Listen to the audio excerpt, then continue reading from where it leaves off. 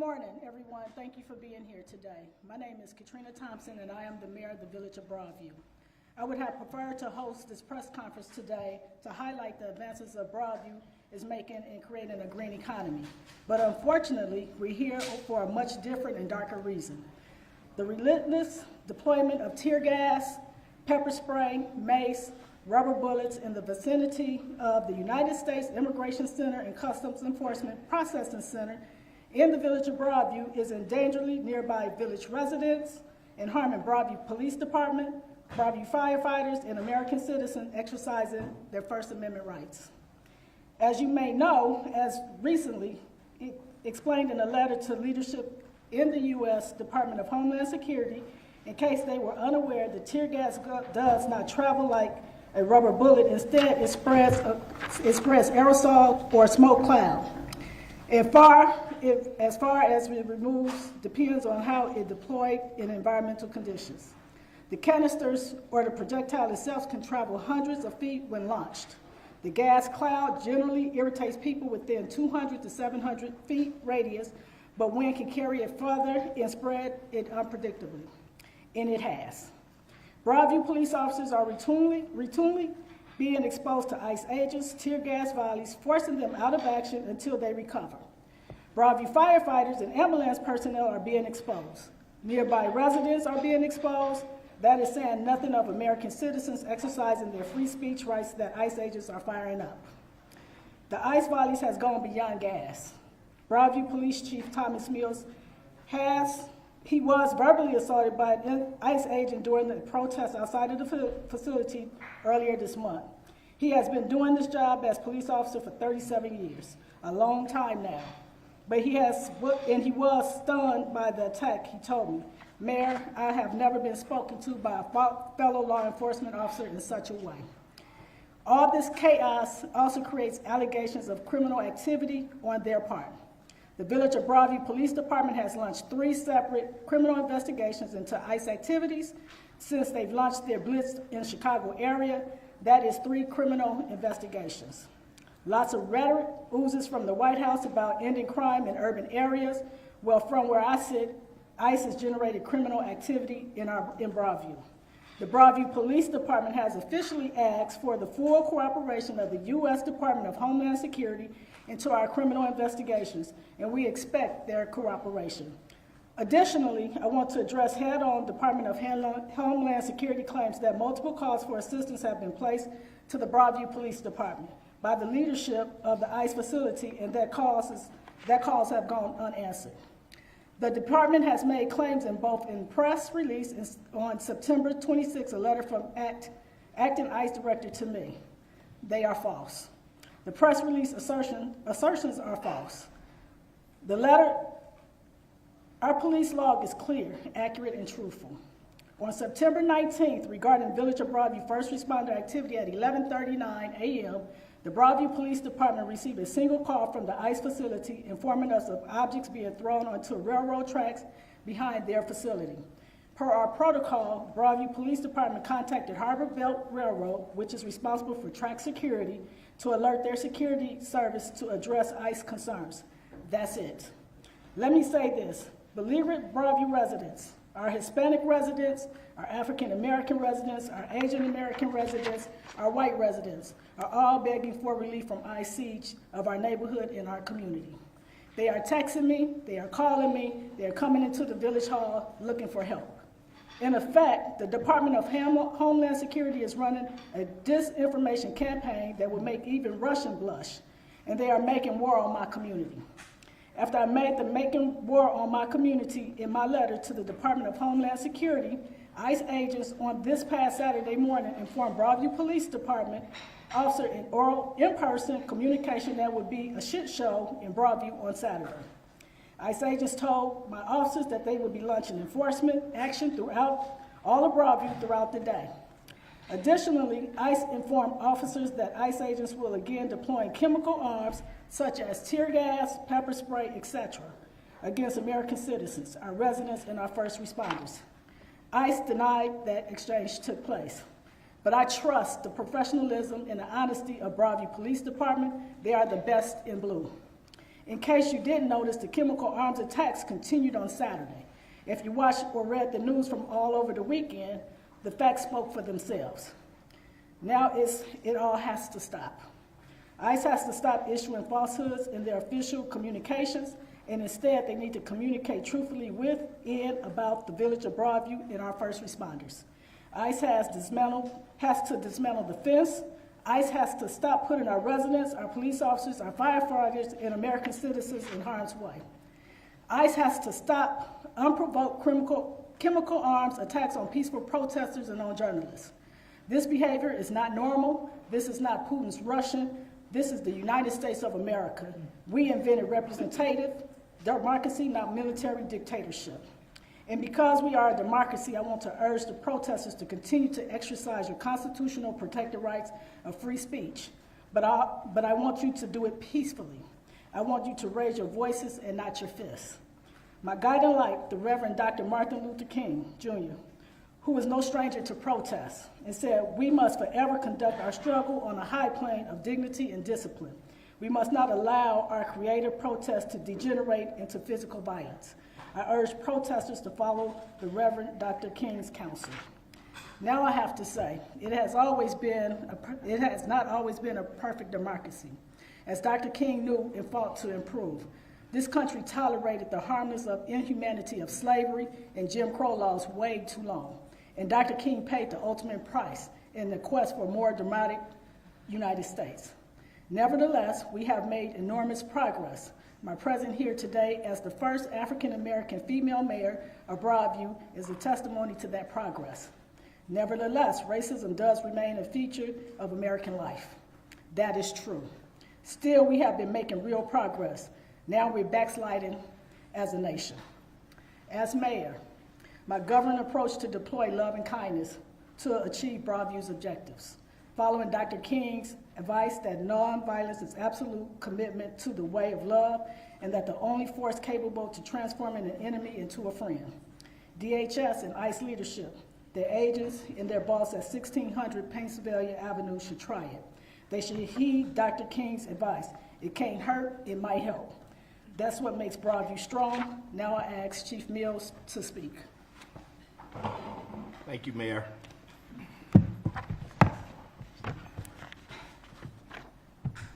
Good morning. My name is Thomas Mills. I am the Chief of Police for the Village of Broadview. We are experiencing an immediate public safety crisis. The deployment of tear gas, pepper spray, mace, and rubber bullets by ICE near the processing center in the Village of Broadview is creating a dangerous situation for the community and all first responders.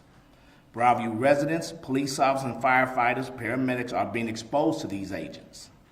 Our own Broadview police are routinely being exposed to ICE tear gas, forcing them out for an amount of time so they can decontaminate, get their breath, clear their eyes, which takes them out of service.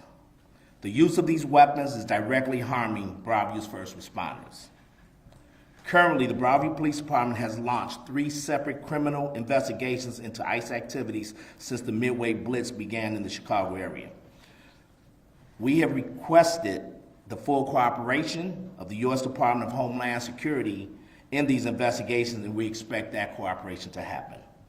As a longtime police officer, 37 years, I was verbally assaulted on September 12th while being on the scene, ensuring everyone's rights, First Amendment rights, were protected, as well as property.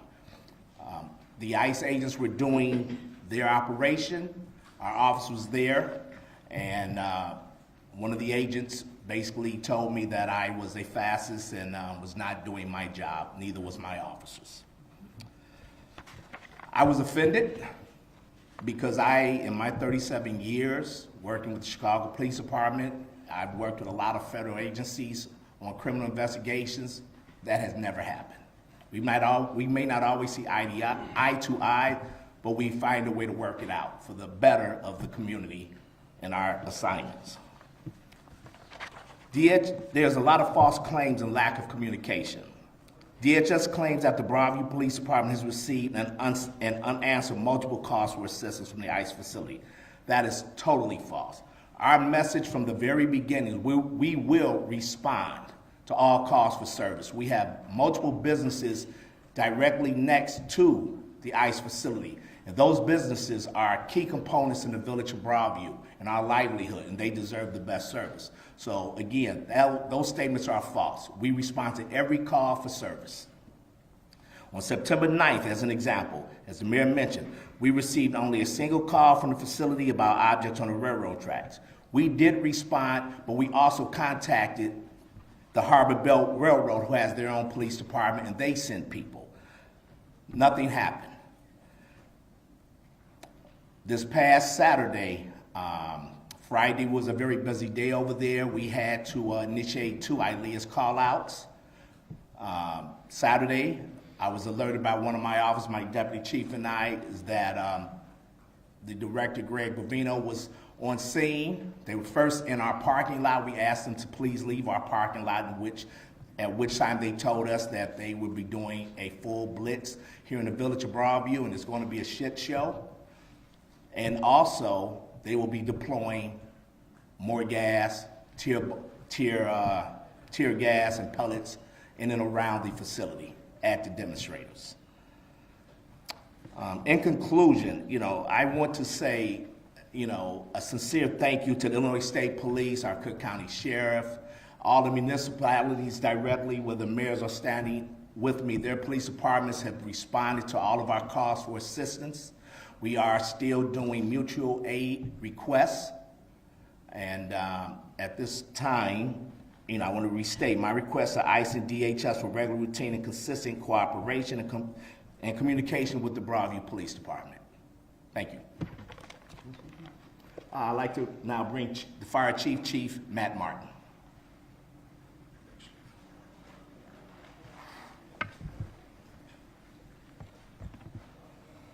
Good morning, everyone.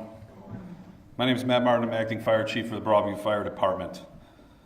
I want to address the illegally constructed fence. The U.S. Immigration and Customs Enforcement ICE facility in Broadview illegally built a fence on a public street, Beach Street, in the early hours of September 23rd.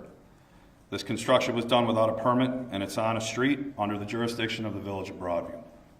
The federal government is not above our local laws. This fence is currently blocking access for the Broadview Fire Department to businesses on that road. In case of a fire or other emergency, our apparatus cannot use the street to get to the scene. Each day this fence remains, the risk of tragedy increases. That is the law of probability, and it applies to everyone, including the federal government. Broadview Fire Department immediately reached out in formal communication to the U.S. Department of Homeland Security on September 23rd, demanding the fence be removed. The U.S. Department of Homeland Security has failed to respond officially to those demands. This is a clear defiance of local law and an unacceptable disregard for public safety. Our demand is clear. We restate our demand to the U.S. Department of Homeland Security, follow the law, and remove the fence immediately. Our personnel have been responding to emergency calls during protests, providing first aid and transporting people to the hospital. My men and women have been exposed to chemical agent attacks while performing their duties. The risks to our Broadview Fire Department personnel remain my daily, constant worry. The failure to remove this fence only adds a pattern of behavior that endangers our first responders and the community they serve. Thank you for your time. At this time, I'd like to turn it over to Mayor Rivero from the City of Berwyn. Thank you, Chief. So I'm here today for one reason. My reason is this young lady standing to my left, as well as all the other mayors that are standing up here. We are here to work together to try and make sure that our residents are protected in this time. Because right now, we've heard about ethnicities, we heard about slavery, we've heard about all different things, but this is a human rights issue. This is something that we should all recognize. We should have grown up from what happened past years. We should now realize that we're progressing backwards. And this is a human rights issue. I'm also here to introduce a resolution that the City of Berwyn passed 8-0 that is going to be brought to City of Washington, D.C. by myself on October 6th to give to the hands of our legislators, if they are there, with respect to asking our federal legislators to pass legislation to make sure that these agents are unmasked and provide identities if our police department encounters them on the street. Because there's a lot of fraudulent people out there trying to pretend that they're with the federal government. We should have the right to have identification and know our police department needs to know who we're dealing with. We in Berwyn are a welcoming city. We do not cooperate with the federal agencies. However, we want to make sure that our people, our residents, are protected. And that's what we're all here for today, is to make sure that the residents of our communities, their rights are protected. And I stand with Mayor Thompson and everything that she has said. And I thank you for inviting me. Question for Chief Mills first. Yes, sir. So obviously your agency is aware of transparency. You have body cameras, you have badge numbers. We know who your officers are on the street. How are you going to begin to investigate these crimes you're talking about, these alleged crimes? They don't have body cameras, the federal agents. They don't show badge numbers. How are you going to say that's the person who shot the projectile at the reporter? This is the person that ran over or ran, down this person on the street. How do you begin that? Well, not to elaborate too much into the investigation piece, I have sent out via certified mail and email a letter requesting cooperation to Director Hott. He did respond back, ensuring we would receive cooperation. That was as of yesterday. There has been some video provided of the first pedestrian being struck. We're still trying to look at that video. As a local law enforcement official, I have to have faith that our federal law enforcement partners will cooperate with us in this investigation. We will do our best. We will leave no stone unturned. We will continue to visit that facility requesting to speak to people, and we will document this. Again, the CBS News reporter, again, whose vehicle was struck, same thing. I know who's working every day in my police department. Like you said, I have body-worn camera, all of my officers. They should have a log of who's working in there. So we just gotta hope, and I'm hoping, that they'll be truthful and transparent in providing the information. What was your reaction when you found out that our reporter from CBS was struck? Well, with all of the use of them deploying gas and pellets, I wasn't surprised. When the first pedestrian was struck, my officers, they called me, they notified my deputy chief, who notified me. We formulated plans. I gave the hard decision to tell my officers to go to that gate, try to find out, try to gather, because there was some video being shared by people that was out with the young man who was struck. And while they were out there, they started deploying gas at demonstrators, and my officers called me, and they were literally choking, trying to explain to me and give me a notification. I had to tell them, get to a safe space. So again, I'm not totally shocked, but I'm very disappointed, especially when they saw our officers, the people they have staged on the roof. They saw our officers. We have total uniforms on, like you said, and for them to still disperse those type of chemical agents is very disappointing. Mayor Thompson, we now know, of course, from Governor Pritzker that the federal government is seeking to send troops. Partly their reasoning is because of what happened Saturday, of course, at the processing facility. Have you been informed about federal troops arriving in Broadview, and what is your reaction to that possibility, I guess? So Governor Pritzker did brief us yesterday on the agents coming to town. We don't want them here. That's how I feel. We don't need their enforcement of taking basic rights away from people that's generally just protesting peacefully. And of course, they say that they're being sent because Broadview law enforcement hasn't been doing their job. Our police officers are doing their job. You just heard Chief Mills demonstrate that. We're a small department of 25, so that's why we're relying on our surrounding municipalities to come assist, the Illinois State Police, Cook County Sheriff Department, because we are a very small community with very limited resources. Mayor Thompson, a lot of the protesters who are out there are asking for the facility to be shut down altogether. Do you have the authority to do that? It's federal government. So you do not have the authority. It's federal government. Mayor Thompson? Yes, sir, in the green. You've been, this is the question I was trying to ask you yesterday. You're the mayor of a small suburb on the outskirts of Chicago, suddenly now in the national spotlight. This has got to be surreal for you and the people who work around you and with you. Talk about kind of what the last month has been like for you as a mayor. So the last month for me is very simple for me. First of all, I'm not a career politician. And number two, I always practice love and kindness. So when we operate in that realm, we give people hope and faith that this too shall pass. And we cannot forget the discrimination that took place during the civil rights era. We are seeing this all over again, history repeating itself. But we break through with love and kindness. And a follow-up, a very quick follow-up, are you concerned that this announcement, this effort today will make you more of a target by the Trump administration? I have no idea what that looks like today. Have you considered legal action, any kind of injunction, and going to court over this? We are exploring our opportunities and we'll make an announcement within the next 24, 48 hours. Chief, regarding your investigations earlier, you said that you were disappointed with how they've been acting and everything.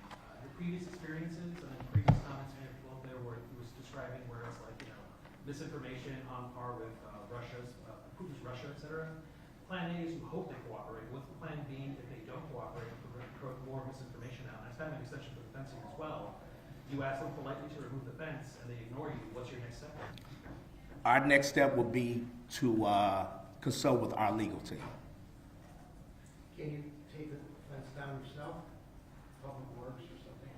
It's a fire hazard. It's your words. Chief.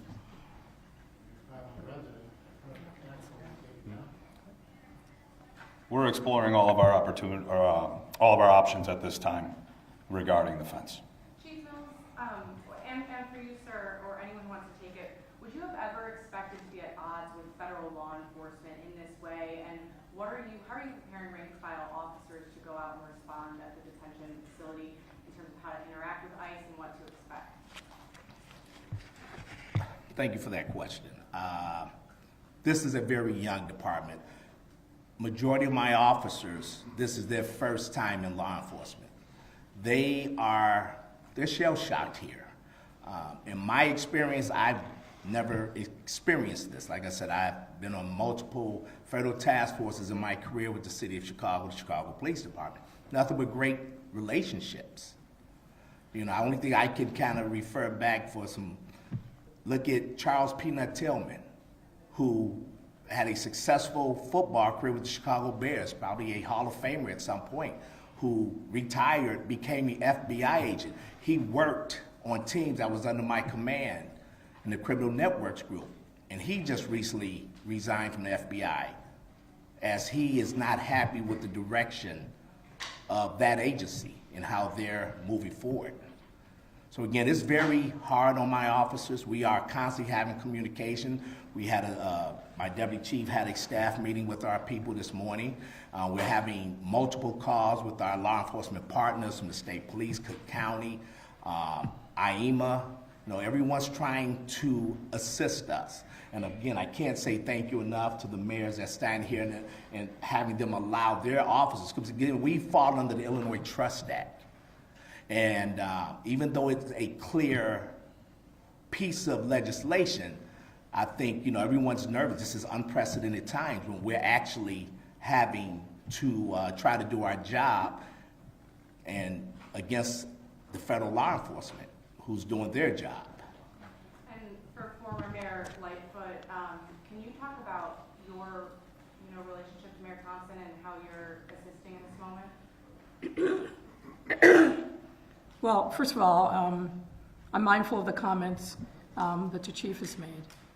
As a former federal prosecutor, I worked extensively with federal agents of every type. And it is profoundly disappointing to me to see these ICE agents, not only here in Chicago and Broadview, Illinois, but across the country, acting in such a way like they are an armed militia accountable to no one, and especially not the people. They need to take the mask off. They need to abide by and respect local law enforcement and local rules. So it is deeply disappointing to me. And Mayor Thompson and I have known each other for a number of years. She was extraordinarily supportive of me while I was mayor, and many of these other mayors I know as well. In Northern Illinois through a number of different organizations, notably the Municipal Metro Mayors Caucus. We work together in times of crisis, and many of us work together hand in glove during COVID. I've obviously left office, but those friendships and the respect that I have for mayors across this region and the residents of this region in Chicagoland has not diminished. And so when I saw what was happening here in Broadview, I reached out to Mayor Thompson and just offered her support, just sister to sister, mayor to mayor. And I will continue to do whatever I can to be in support of her, because this is a moment where I want to make sure people don't forget what's happening here in Broadview. Yeah, you know, the parade down Michigan Avenue, the people on the boat in the river, you know, that's deeply disturbing. But right here, every single day, residents of Broadview are on the front line. They are experiencing the wrath of federal law enforcement run amok, and they deserve to have a peaceful life.